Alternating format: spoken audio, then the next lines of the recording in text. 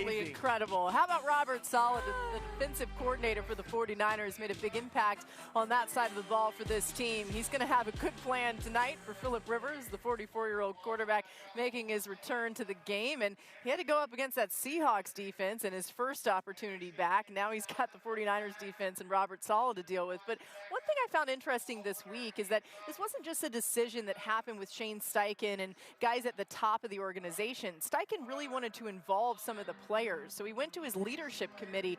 It's a group of players that a representative from each different position group. And he asked them, hey, what do you guys think about this? They all put in a vote, and it was a unanimous decision that Phillip Rivers' return would be good for the team and give them their best chance at this point to win. They've obviously dealt with the adversity of losing Daniel Jones this season and some of the other injuries that have happened. You'll see DeForest Buckner return tonight, which is a big deal. But they all said having Phillip Rivers around the building has provided not only the great wisdom, the leadership that he brings to the table, but also a lot of fun. And Zaire Franklin, the defensive player that was with him before when Phillip Rivers was with this organization in 2020, said he knew he was back when he got Phillip Rivers to say his first dadgummit. That happened the other day. So Phillip Rivers has certainly made his presence known around this group. And when we turn our attention to this game and what we need to look out for, Peter, what do you expect to see out of Rivers tonight? Well, you saw Robert Saleh in the arrivals. He's always someone that's going to be running the stadium stairs, and their defense has been great.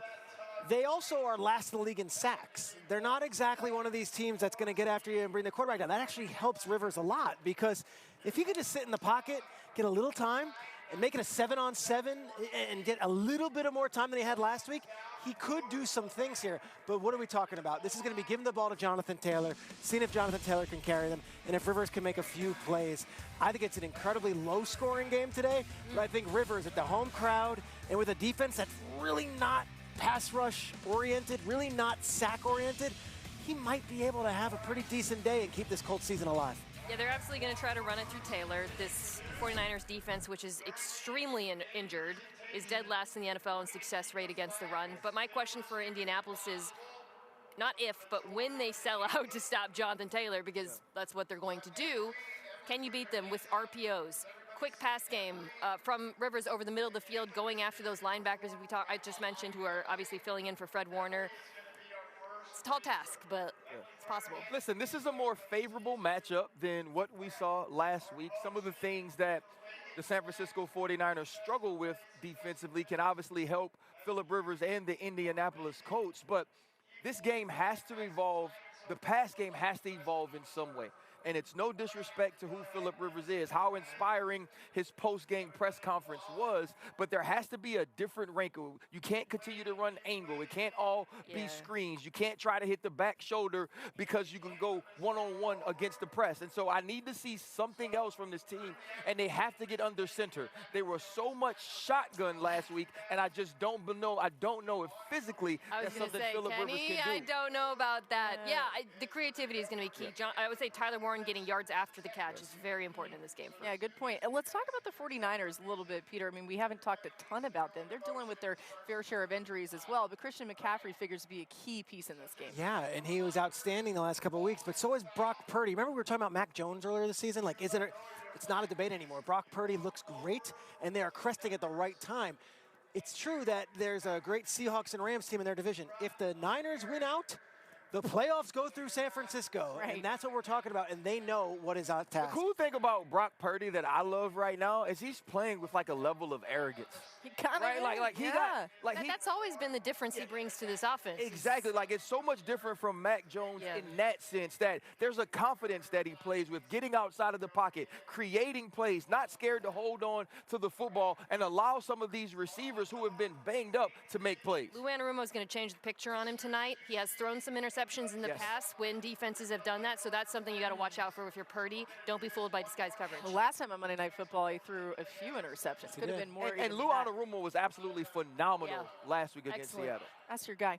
All right, the Colts enter tonight with a 5% chance to make the playoffs, but that can jump to 10% with a win, drops to 2% with a loss. On the other side, the 49ers clinched a playoff berth with the Lions loss to the Steelers on Sunday. Let's make some game picks. RC, you're first. Who are you going with? with, and why? You know what? I'm going with the San Francisco 49ers. I think they just have a little too much with the way that we saw Phillips struggle last week defensively, and they'll find me offensively, and we'll find some ways to make plays. I'm on San Francisco as well. I think the offense, the defense has their injuries and their struggles, but the offense peaking at the right time. Purdy played one of his best games of the season. I think this place is going to matter. I think it's going to play a huge factor in this game. I got the Colts staying alive and trying to keep their season on the right track. That means it goes up to a 10% chance. That got to be the under, 16-13. Oh, look at Robert Saleh. We just saw him arriving all spick and span. He's already out here. He's going to, actually, that's not solid. Never mind. That's KJ Wright. That's KJ Wright. You guys, everybody, come on now. When they don't have no hair, it don't matter. It's all bald man. You can't get no edge up. Okay. With 350,000 fewer residents,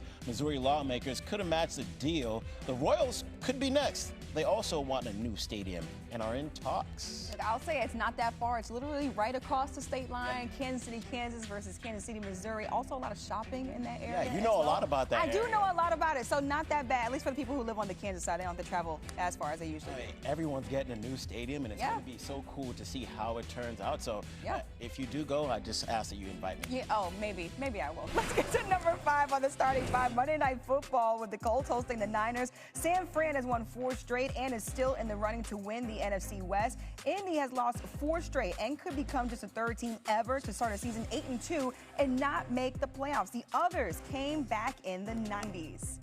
Dan Graziano back here with us. And Dan, how does tonight's game impact the playoff picture?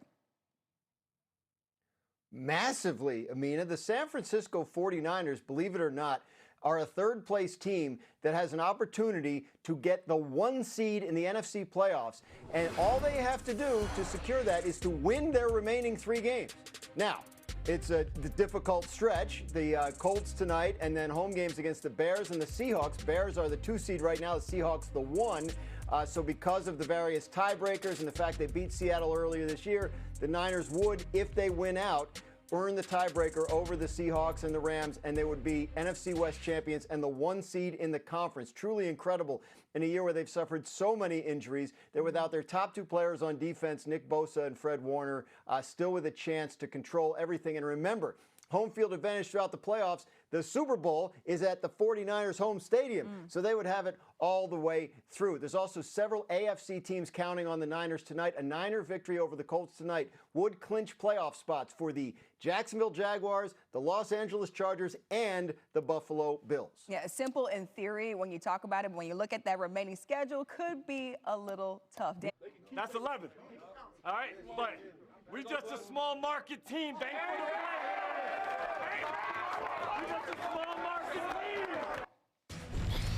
We had drama in Motown. That's our number 3 on the starting 5. Detroit's game-winning touchdown on the final play against Pittsburgh was taken off the board because of an Amon-Ra St. Brown offensive pass interference call. That was his 2nd touchdown negated on an OPI in the final minute. The Lions are now barely alive in the playoff chase and are getting closer. Pittsburgh is closer to winning their division. Dan Graziano back with us now. Dan, this wasn't the only drama in the game. What can you tell us about the incident between DK Metcalf and a fan and how the league is approaching potential discipline? Yes, Scooby, the league reviewing this incident with DK Metcalf for potential discipline.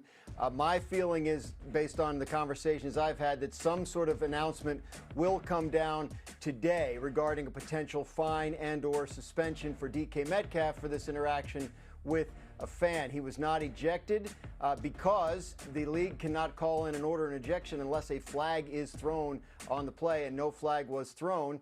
In fact, it wasn't even a play. It was away from the field. But yes, we will see, ideally sometime in the next hour or 2, what the league decides whether DK Metcalf is going to be available for the Steelers' next game. Yeah, and the Steelers will visit the Broncos next week for their next game before